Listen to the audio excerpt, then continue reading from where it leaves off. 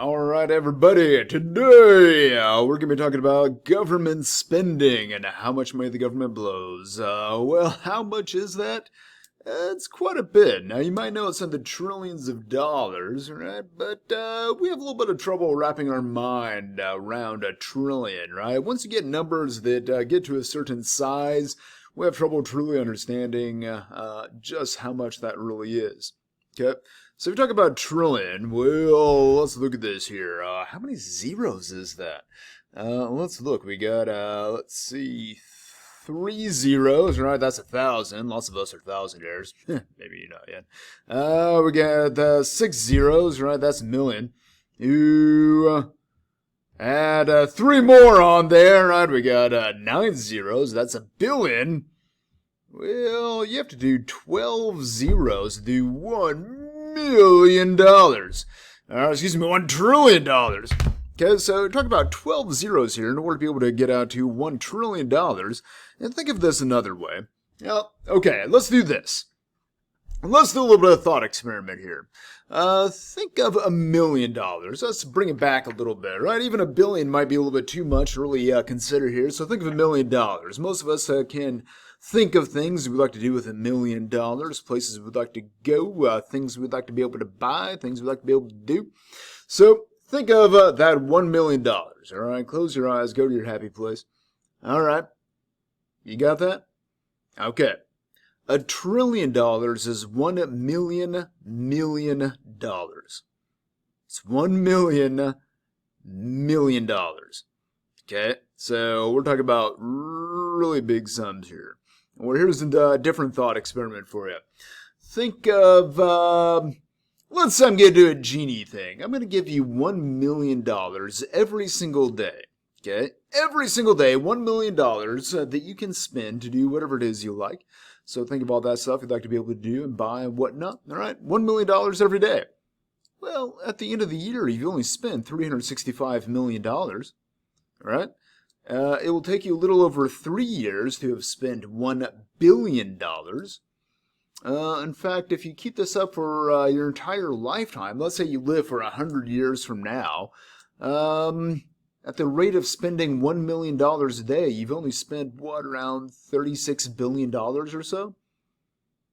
You're nowhere close to $1 trillion, right? In fact, you would have to go all the way back to, around the founding of the city of Rome, honestly. We're talking about back in, 700 BC? Right? I mean, you could go all the way back to the time of Jesus at the rate of spending $1 million per day, and you would not have spent $1 trillion by this point. This is the sort of money we're talking about here, okay?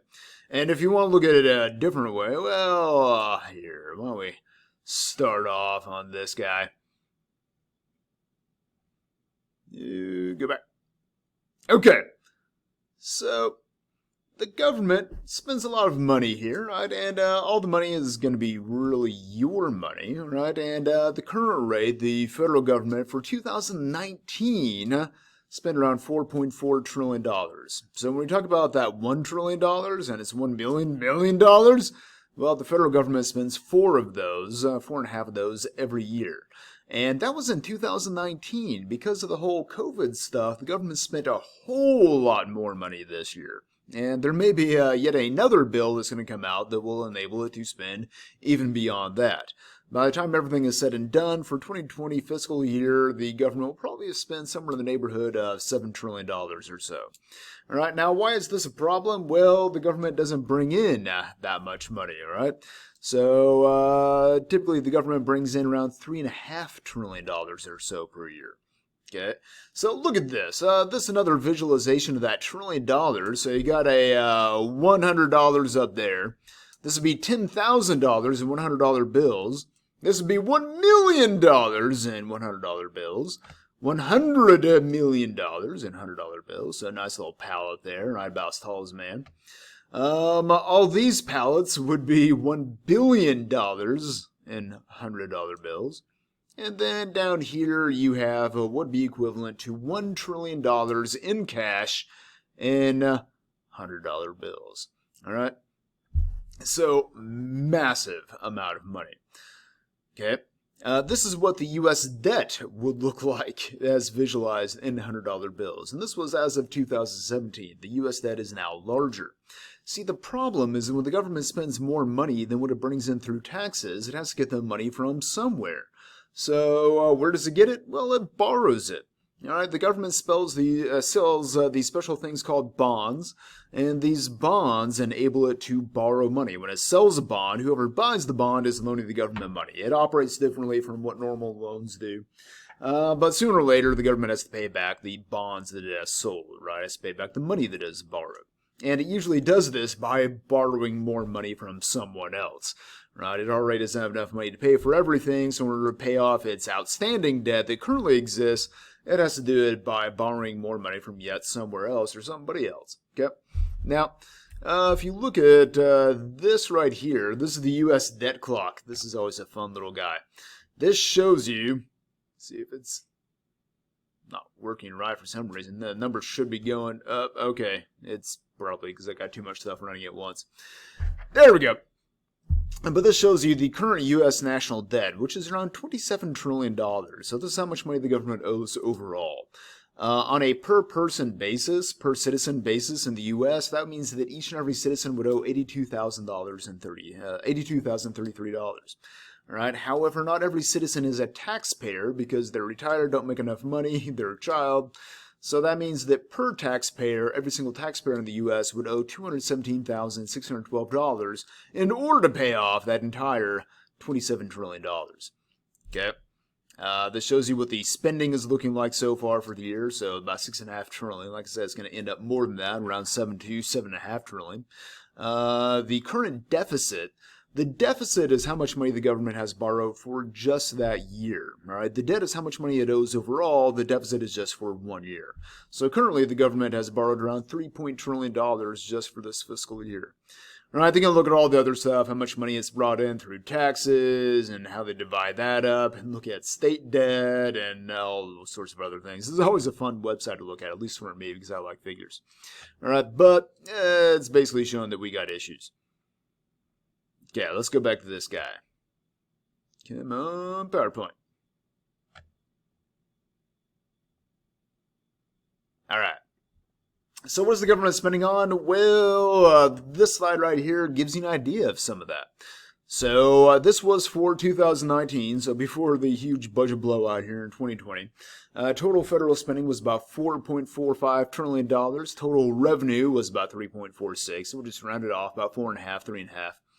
Okay, so of all the spending, shows you the chunk that was Social Security, National Defense and Veterans, Medicare, aid to the disadvantaged, interest on the debt, transfers to the states, other spending. And over here it shows you where the money was coming in from, right? Individual income taxes, payroll taxes, etc., etc. And then down here you simply got deficit. This means borrowed money. That's what that is.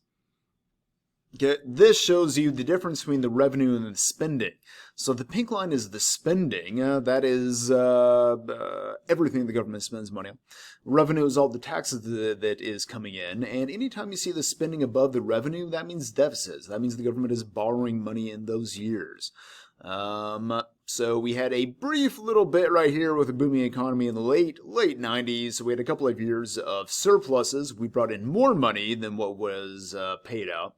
But all the other years, we've been running deficits. Anytime you see this, not only is it a deficit, but it means the overall debt is getting larger because we have to borrow more money in order to pay for what it is that we're spending. So you see right here, this is the total U.S. debt and how it has gone up over the years. If you look at it right now, it'd be like, boop, or a little spike over there because of the overall debt. And this shows you how it's divided up. So this is the debt held by the U.S. public. So who owns the debt? Well, whoever wants to buy bonds from the government. It can be individuals. If you got savings bond from your grandma, well, congratulations. The U.S. federal government owes you money. Okay. Corporations can, hedge funds can, I mean, anybody can enter this into their portfolio. U.S. government debt is seen as being very safe investments. So this is the debt held by foreign entities, basically non-Americans. And down here, this gray line, intergovernmental debt, that means that money the government owes itself, which sounds ridiculous, and it is, but we'll talk about that here in a bit. All right. This shows you revenue per capita. So on a per person basis, so what the per capita is. So on a per person basis, this is how much money the government brings in per person. Right? Individual income taxes, payroll taxes, this is back Social Security and Medicare, etc. All right, and then down here you got the spending per capita. So the government is spending $13,500 per person, but it brings in only $10,500 per person. So again, spending too much. Okay, shows you how much money is being brought in on a per person basis for Social Security, national defense, etc., etc. Okay, and this is the growth in each one of these categories. So the government is bringing in 46% more money than what it did back in 1980. All right, but it's spending 64% more per person than what it did back in 1980. All right, and in income taxes, you see how the acceleration there, and in payroll taxes, right? Now, as far as the big leaders, all right, Social Security has gone up 92%. The government is spending 92% more there. We'll talk about that. 342% more on Medicare. And then you see where everything else is going. This graph, I made this one a number of years back. See, it goes up to 2009, right? That's figures I had at the time. These are real figures, which means they're adjusted for inflation. But this goes all the way back to the year 1900. And you can see where you have major events, World War I, World War II, right? Cold War buildup. This was the big stimulus back in 2008, 2009. All right, this shows you total federal outlays on a per president basis. So you can look at that if you want to. Again, this was a few years out of date, right? I need to look for some of the current stuff that includes Trump. Basically, the figures would continue to go up. All right, federal outlays per capita, again, per person. All right. Now, you got two types of federal spending. You got mandatory spending, and this is spending the government is required to pay, hence the term mandatory. So stuff it is agreed to for one reason or another. Typically programs like Social Security, Medicare, Medicaid, food stamps, pensions, and interest on the national debt. All right, this is called mandatory spending because the Congress does not have the flexibility to decide how much money is going to spend on each one of these. It can't simply set an amount and say, all right, we're only going to spend this much on Medicaid this year. Well, no, it doesn't work that way. However much people qualify for Medicaid, however much medical services they use, Medicaid's got to pay that out. All right, so they'll have to find the money from somewhere. All right, same with food stamps or pensions for retired federal workers, interest on the debt, etc. Okay. Now, in order to adjust the spending in each one of these categories, you'd really have to completely revamp how the programs operate and the rules under which they operate. Discretionary spending, on the other hand, is called this because Congress does have discretion on how much it's going to spend on it per year. All right. The way the budget process works for the federal government is the president every year will send a proposed budget to Congress saying, okay, I would like to spend money on this stuff. Right, this much money for these different programs. And Congress will promptly take that and throw it into the trash can and create their own budget. Especially if they're the opposing party, they will really not take the president's budget overly seriously. So they'll create their own budget, the House will, the Senate will, they'll reconcile the differences between the two and then pass a unified budget. That budget then goes to the president and he can either sign it into law or he can veto it. All right. So that's a general process anyway, and it's completely broken. They've not met the deadlines hardly at all in the past 15 years or so. So, hey, politics, yay. All right. Now, as far as which one of these, the mandatory or the discretionary, is more troublesome, well, really it's the mandatory. And the reason is because, again, this is money the government has to pay. It's not discretionary where the government can adjust how much it spends on it. All right, discretionary spending like education or defense, they can say, all right, this year we're going to spend this much money on it, but the next year we're going to spend a lesser amount or a greater amount depending on the circumstances. So what you see is discretionary spending goes up and down a lot, whereas mandatory spending just tends to go up. All right. So mandatory spending tends to be the biggest problem. Here we got three examples of mandatory spending, right? Pensions, welfare spending, general welfare, and healthcare. And what do you see? Well, starting here around the 1930s or so, they go up. All right, this is looking at it from just 1900 on. Okay, and here we got these pie charts. Take a moment to think about pie. But this shows you growth in mandatory spending. So over here in 1970, this is the overall federal budget. Mandatory spending made up only 38% of the federal budget. Discretionary was 62%. In 2012, mandatory was 64% of the budget, discretionary 36%, so it flip-flopped. And projected out to 2040, mandatory spending will make up nearly 82% of the budget. Again, this is the more difficult part to deal with, is the mandatory spending. So what we're talking about here is we've got problems, essentially, right? We want to get spending under control, but it's more difficult to get mandatory spending under control. And mandatory spending is make up a bigger and bigger chunk of the overall budget. Here you can see how some of that mandatory spending breaks down, right? Social Security, Medicare, Medicaid. Here you got, this is discretionary down here. Other mandatory, how that breaks out and that stuff. Okay, entitlement spending is exploding everywhere. Medicare, Medicaid, Social Security is all becoming a problem. Right, and some of it's unsustainable. If you look at Social Security, it's a bit on a path of bankruptcy. It's actually a little bit of a Ponzi scheme. A Ponzi scheme is a variety of a pyramid scheme, right? A pyramid scheme would be, let's say that you might see this when you go to a college campus. It'll be something like you see a flyer and it'll say like earn $1,000 a week working from home. Send me $100, find out how. And it'll have a little thing there where you send in the money. You're desperate, you do it. What you get in the box after you send in your $100 is some flyers and some envelopes, and it says fill in your information here. And the flyer is send me $1,000 a week working from home. By sending me $100, find out how. So you post these flyers up around and hope that people send you money. What just happened? You got scammed. Okay? And the only way you're going to be able to recoup your investment and make a profit is by scamming other people. Okay, so it's called a pyramid scheme because it has a pyramid structure that widens outward. So you have one person who scams two people to make a profit. Then each of those two people scam two people each in order to make a profit. And then those people scam two people each, right? So you have this widening pyramid that broadens outwards as more and more people get scammed. The problem is that sooner or later the pyramid will collapse because you can't find new people to scam. All right, everybody who's going to go in on the scheme has already gone in. If you're on the bottom of the pyramid, you're screwed because you can't find anybody else to give you money after you already paid out somebody else. All right, so sooner or later pyramid schemes collapse. Well, Social Security is kind of a pyramid scheme, but it's a Ponzi scheme. A Ponzi scheme, instead of each level of the pyramid scamming other people, you have one person at the very top, the Ponzi. After a guy, Italian guy who pioneered this a long time ago using international stamps and whatnot. But you have one person at the top who scams everybody else, right? They build the pyramid. So they get a couple of investors, right? Make them grand promises about how they're going to, invest their money. It's going to be great for them. And so after a little bit, they go and they scam some other people and take the money they got from the other people to pay out the earlier investors when they said, right? So they've got investors A, B, right? And in order to pay out A and B, then they go along and they scam C, D, and E. And later, when they need to pay out C, D, and E, they scam other investors, F, G, and H, right? So they have to scam new people in order to pay out the earlier people. And they have to keep doing this in order to keep the pyramid running. But just like any pyramid scheme, sooner or later will collapse because they can't bring enough new money into the scheme in order to pay out the earlier investors. Well, Social Security is kind of this problem. When you pay money into Social Security, it's not going into an account really in your name anywhere, right? It's not saved up. Instead, the money you pay in is used to pay out the current beneficiaries. All right, so you pay money in and then that money goes out. Okay?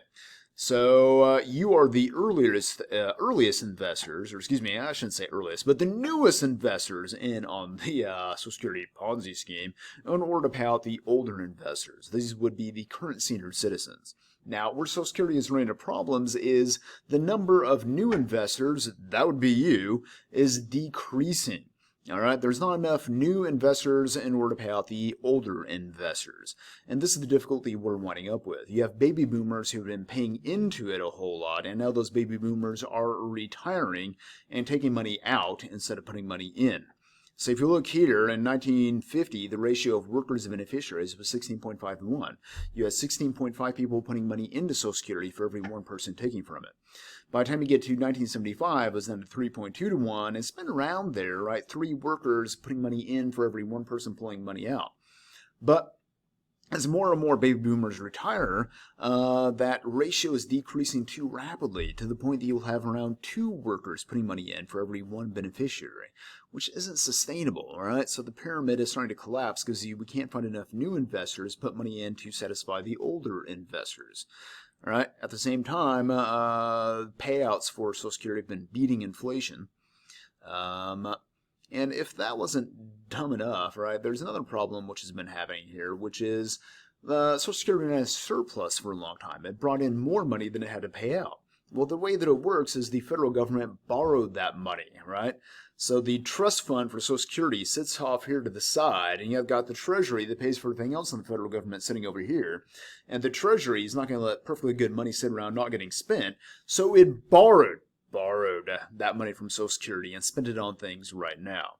Now, what that means is that over time, the Treasury has borrowed lots of money from the Social Security Trust Fund that it now owes back, around $3.5 trillion or so. So that total debt that is currently owed, here's 2.4, it's gone up since then, around $3 trillion is now owed to the trust fund, which means the government, in order to pay it back, would have to find money from somewhere else. So the problem we're having is that Social Security is kind of on a path towards bankruptcy. By the time we get to around 2035 or so, according to current estimates, and those may be accelerating because of COVID, Social Security will only have about 70% of what it needs to pay out what it has promised, which means that people will get 70% of what they thought they were going to get. So Social Security has some issues, and what we have done about it is, well, really nothing. Because solving it is hard, because somebody is going to get the short end of the stick, right? We either have to get more money in, which means we take more out of your paycheck. We have to pay people less, which means older people who vote a lot aren't going to like that too much. We have to raise the retirement age, which again, older people would not like that too much, etc. Okay? So really, anybody who expects to be around after 2035 or so and expect to collect Social Security, this is a problem because it can't be there in its current form. Other entitlements have the same issue. All right, but I'm going to go on past that. All right, I'm going to skip that also. Interesting, but not important for us. Oh, blah, blah, blah, blah, blah, blah, blah, blah. Yeah. Okay, discretionary spending, a big chunk of this is defense spending. All right, so military makes up the biggest chunk of overall discretionary, and then you have the other items which are non-defense discretionary spending. All right, most people think this is the big boogeyman, the federal budget. It is a huge chunk of the federal budget, but it is not the growing thing for the future. Right, if you look at overall military spending, it goes up and down a lot according to wars. WW1, WW2, Korea, Vietnam, Reagan-era buildup, Iraq and Afghanistan. It has gone down and leveled off since then. All right, we're spending around $600 billion a year on it. But it goes up and down a lot, whereas mandatory spending is only going up, right? And Medicare and Medicaid are especially going to be the big drivers in that spending in the future. Okay. So this breaks some of that spending down. Another way you can pause it and take a look if you want to. All right. Now, we've already looked at this where spending is over revenue. These were death by graph, which I'm not going to explain here because we're already long on this. You can pause anywhere you want to. Shows you how things have changed over time with the overall federal spending and on what is making up a bigger chunk. So human resources, especially healthcare, has been making up a larger and larger chunk of the federal budget. And yes. Oh man, I put so many graphs in this. Okay, we're just going to finish up there.